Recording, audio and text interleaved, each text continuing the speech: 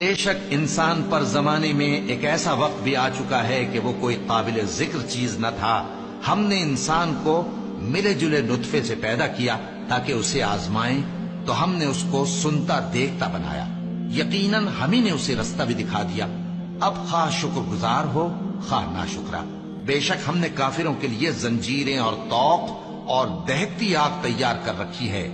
جو نیکوکار ہیں وہ ایسی شراب پیئیں گے جس میں کافور کی آمیزش ہوگی۔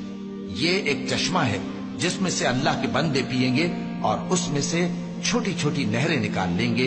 یہ لوگ نظریں پوری کرتے ہیں اور اس دن سے جس کی سختی پھیل رہی ہوگی خوف رکھتے ہیں، اور باوجود کہ ان کو خود کھانے کی چاہت ہوتی ہے مگر فقیروں اور یتیموں اور قیدیوں کو کھلاتے ہیں، اور کہتے ہیں کہ ہم تم کو محض اللہ کی خوشنودی کے لیے کھلاتے ہیں، نہ تم سے بدلہ چاہتے ہیں اور نہ شکر گزاری۔